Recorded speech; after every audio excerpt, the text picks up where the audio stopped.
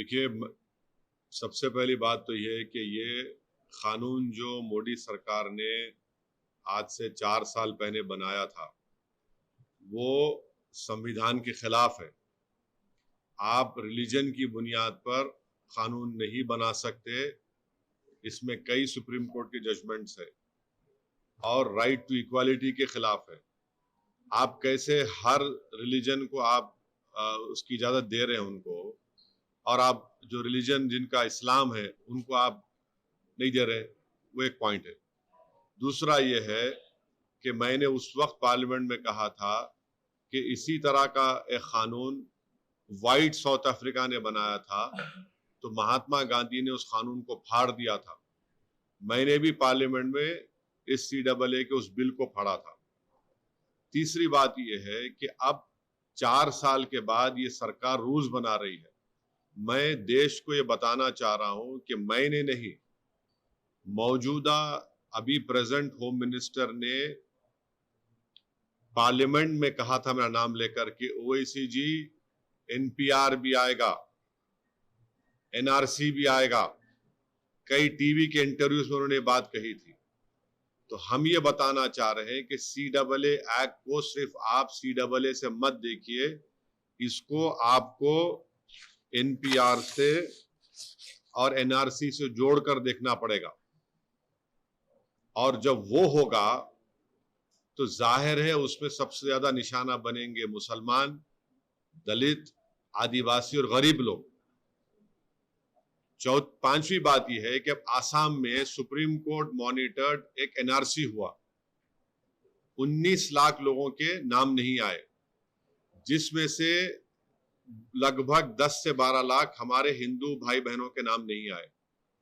उनको अब हेमंत बिस्वा शर्मा ये बोल रहे हैं कि CAA कानून जब इंप्लीमेंट होगा तो उन सबको सिटीजनशिप मिल जाएगी, क्योंकि उनका रिलीजन उसमें इंक्लूड हो गया। अब उसमें 1 लाख से 1.5 लाख या 2 लाख करीब जो मुसलमान नाम है, उनको इसका फायदा नहीं मिलेगा। ये बताइए, ये नाइंसाफी नहीं है तो क्या है? हेमंत बिस्वा शर्मा ने कहा, बीजेपी के नेताओं ने कहा कि 19 लाख में जो 10 से 12 लाख जो हिंदू भाई बहन के नाम नहीं आए, उनको मिल जाएगा, पूरा सिटीजनशिप मिल जाएगी उनको। अब आप बताइए, नाइंसाफी नहीं है तो क्या है? छठी बात यह है कि भारत में सिर्फ 5% लोगों के पास पासपोर्ट है। ओनली 5% लोगों के पास पासपोर्ट है। रिमेनिंग लोगों के पासपोर्ट नहीं है। और फिर आधार कार्ड आप देख लिए, प्रूफ ऑफ सिटीजनशिप नहीं है, उसमें खुद लिखा हुआ आधार कार्ड में। भारत में बर्थ रजिस्ट्रेशन 1959 तक मैंडेटरी नहीं था। 1996 में सिर्फ 50% इंडियंस के पास बर्थ सर्टिफिकेट्स था। तो जब NRC होगा, NPR होगा, तो उसमें बायोमेट्रिक एक्सरसाइज होंगी उसमें, और लोकल रजिस्ट्रार में लिस्ट लगाई जाएगी प्रमोद साहब की, असद साहब की।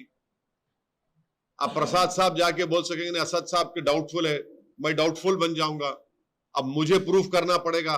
अब मैं मेरे दादा का बर्थ सर्टिफिकेट लेकर आऊं, क्योंकि मेरा रिलीजन इस्लाम है। अब मैं फिरते रहूं तो फायदा किसका होगा?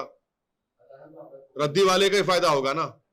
तो ये इसीलिए ये एक्सरसाइज ये जो लॉ है, ये रिलीजन की बुनियाद पर बनाया गया, ये डिस्क्रिमिनेटरी है, अनकॉन्स्टिट्यूशनल है।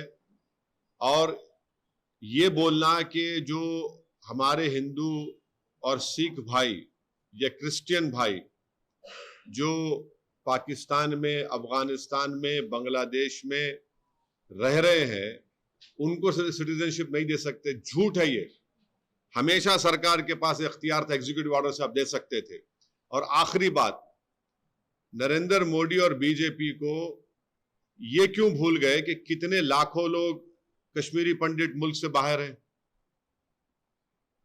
जो मुल्क से कश्मीर से बाहर है, उनको आप क्या कर रहे हैं? उनको आप क्या कर रहे हैं? भूल गए आप कश्मीरी पंडितों को? कम से कम 5 लाख कश्मीर के बाहर हैं, लेकर जाइए ना कश्मीर में उनको। इंग्लैंड में इंडियन, जो वहां के इंडियंस यहां पर वहां चले गए जो इलीगल, उनको वापस लेकर आइए। ग्रेट ब्रिटेन बोल रहा है कि लेकर आइए वापस, सरकार बोलती है हम नहीं लेकर आएंगे। तो ये गलत है, डिस्क्रिमिनेटरी है, अनकॉन्स्टिट्यूशनल है। सरकार के पास पहले से पावर्स थे और है और रहेंगे कि वो जो हिंदू भाई बहन पाकिस्तान में है या बांग्लादेश से है, आप दे सकते हो उनको। और मैंने खुद केस डाला है सुप्रीम कोर्ट में। हम लोग जब CAA का हियरिंग हुई थी, हमारे लॉयर जनाब निजाम पाशा साहब ने स्टे की मांग की थी, तो गवर्नमेंट ने कहा था कि अभी हम रूल्स नहीं बनाए। अब जब रूल्स बनाए तो हम सुप्रीम कोर्ट में डालेंगे और इसके ऊपर हम कोशिश करेंगे कि सुप्रीम कोर्ट में जाकर इसको उठाया जाए इस मसले को। एक बोलिए प्रसाद साहब।